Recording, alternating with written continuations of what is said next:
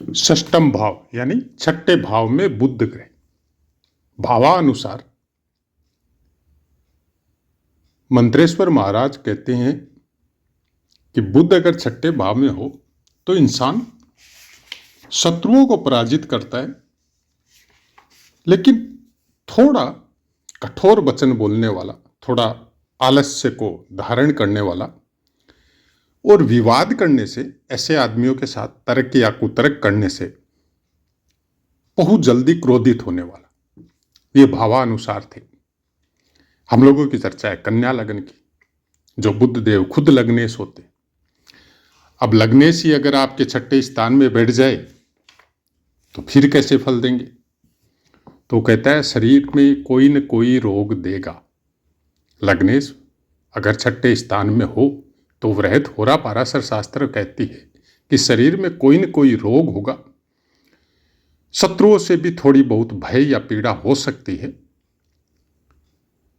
लेकिन शुभ ग्रह हो तो अशुभ फल थोड़े कम मिलेंगे। तो बुध देव तो शुभ ग्रह है। अच्छा, बुध देव न शुभ ग्रह है न अशुभ ग्रह, बुध देव न्यूट्रल है। अब हम बार बार जब भी बुध ग्रह के पाठ आते हैं तो हम उसको बच्चे के हिसाब से बात करते कि बुध ग्रह बच्चा है, कुमारावस्था है। तो कुमारावस्था का क्या हिसाब किताब है? कुमारावस्था में क्या होता है कि अगर आपका शत्रु भी है और आपके साथ मीठे वचन बोल रहा है, आपको कुछ अच्छी बातें बोल रहा है, तो आप उसका सपोर्ट करेंगे। आपके मनमाफिक आवाज अगर वो बोल रहा है, या आपको बच्चे को जैसे कोई भी उसका अहित भी करना चाहता है और कोई चॉकलेट ला के दे दिया और वो उसके साथ हंसी मजाक कर रहा है, उसके अनुसार कार्य कर रहा है, तो बच्चा उसका हो जाता है। तो बुध ग्रह का हिसाब किताब वैसा ही है। शनि के साथ बैठेंगे तो शनि के अनुसार कार्य करेंगे, सूर्य के साथ बैठेंगे तो सूर्य के अनुसार कार्य करेंगे। उनका शत्रुता बोल के बुध ग्रह का किसी के साथ नहीं होता है, लेकिन इनका फायदा उठाया जा सकता है।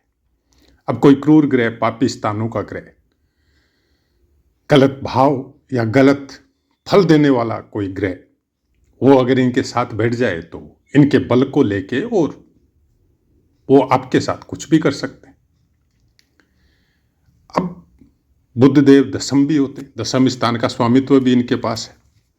तो दशमें से अगर आपके छठे स्थान में हो तो पिता के सुख में कोई न कोई प्रॉब्लम आएगी, लेकिन कर्म करने में ऐसा इंसान निपुण होता है और शत्रु पीड़ा ऐसे इंसानों में रहती है।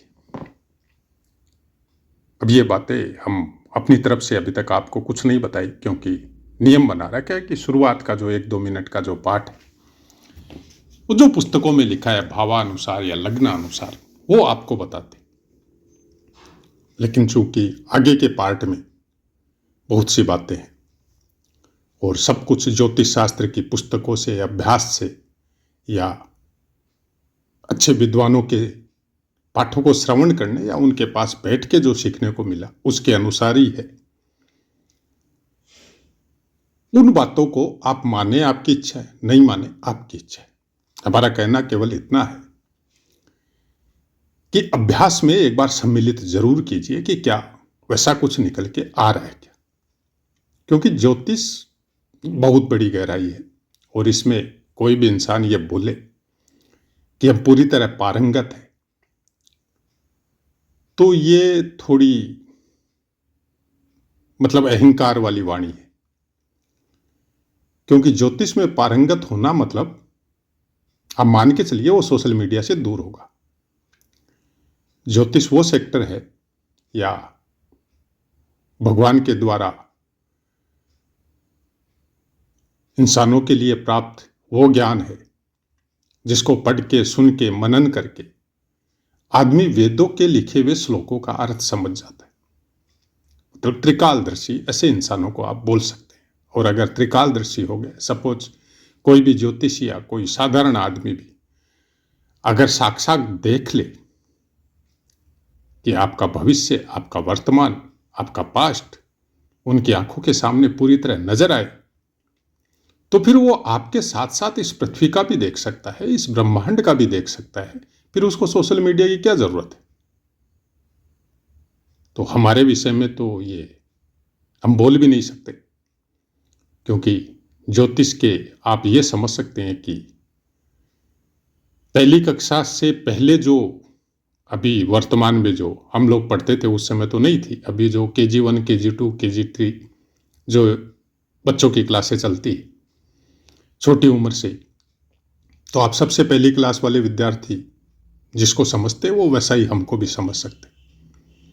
ऐसा कोई प्रकांड विद्वान या ज्ञानी या महात्मा ज्योतिष में सोशल मीडिया के द्वारा अलग अलग सेक्टर में अपनी तरफ से कुछ इन्वेस्ट करके कुछ फेमस होने, वो वैसी कोई चीज हमारे पास नहीं।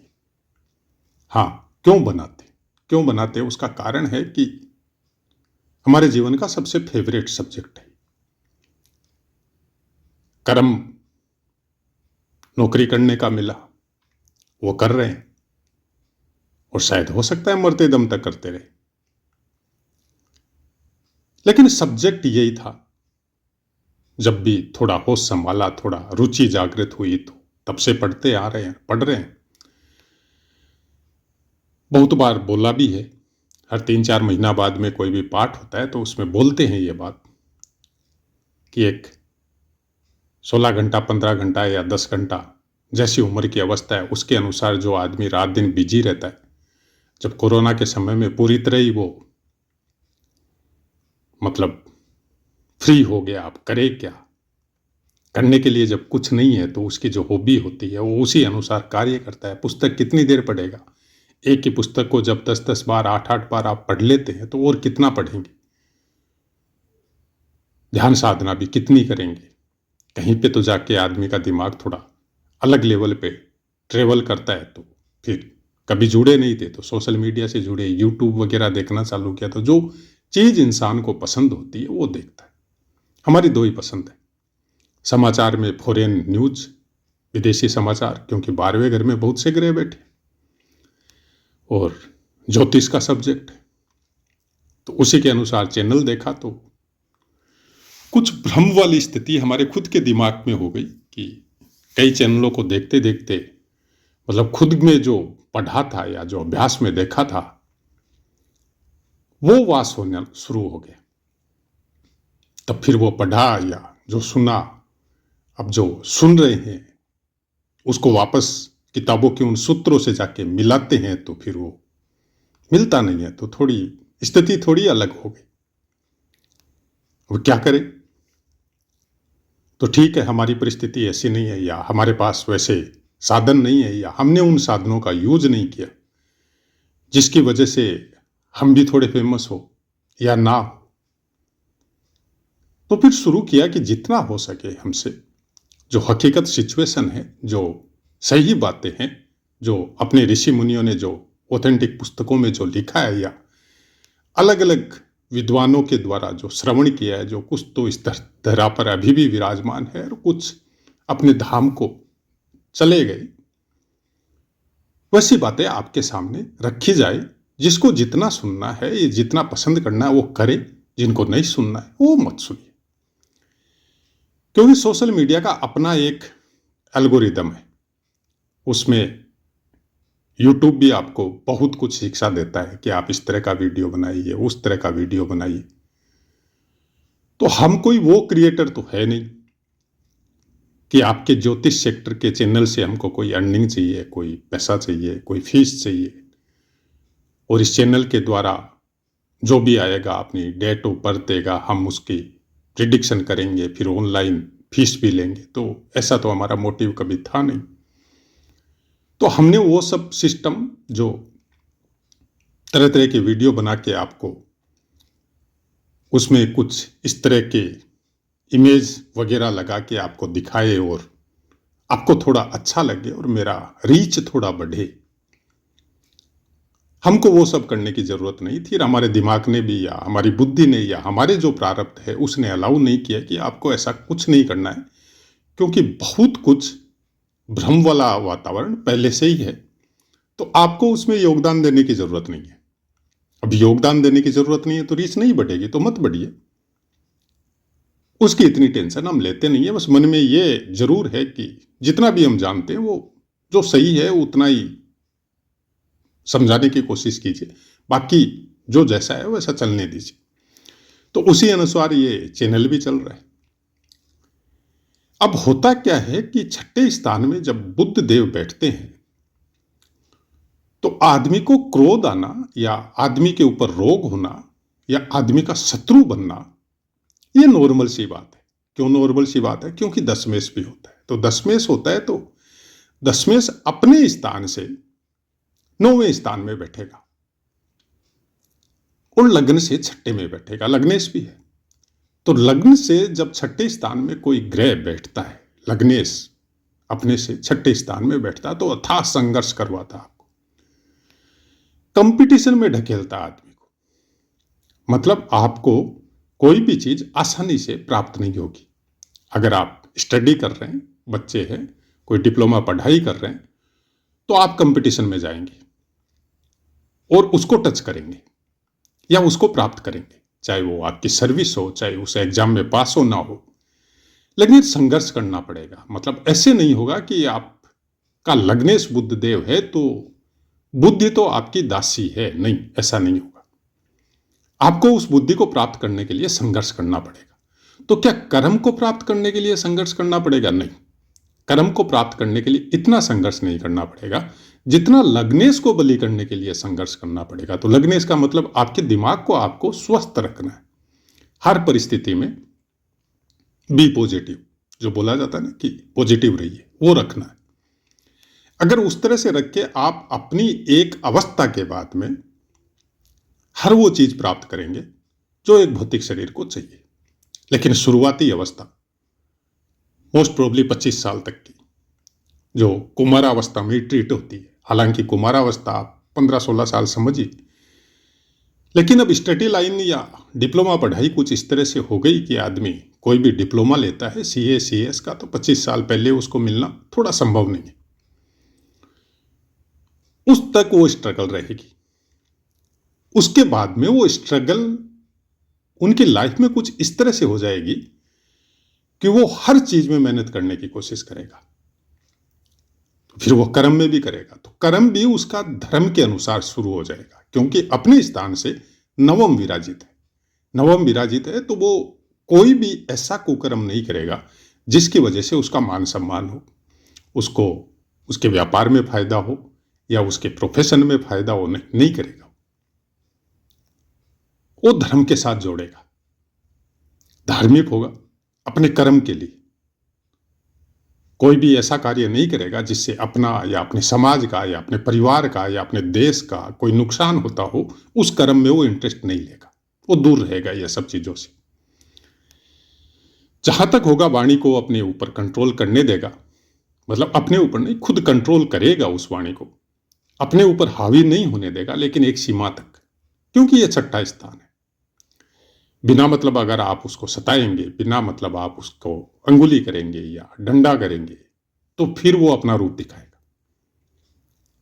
और जब रूप दिखाएगा तो आप ये मत सोचिए कि ये झगड़े में जाएगा, ये फिजिकल कुछ करेगा, नहीं। बुद्ध है, बुद्ध फिजिकल नहीं करता है।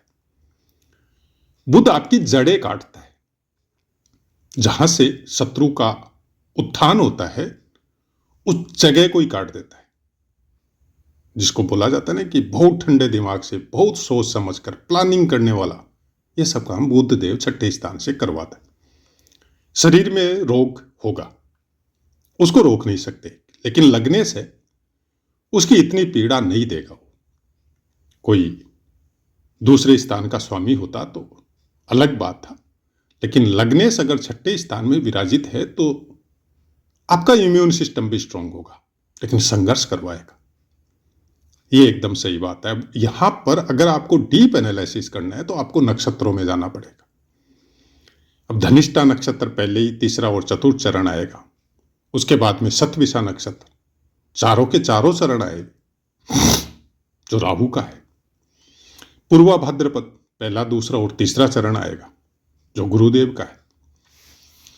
अब नक्षत्रों में कोई ग्रह अगर आपका बैठा है तो उसका देखने का तरीका क्या है, तो उसके लिए हमने अबाउट 300 पार्ट आपके नक्षत्रों के ही दे रखे हैं, शुरू वहीं से हुआ है।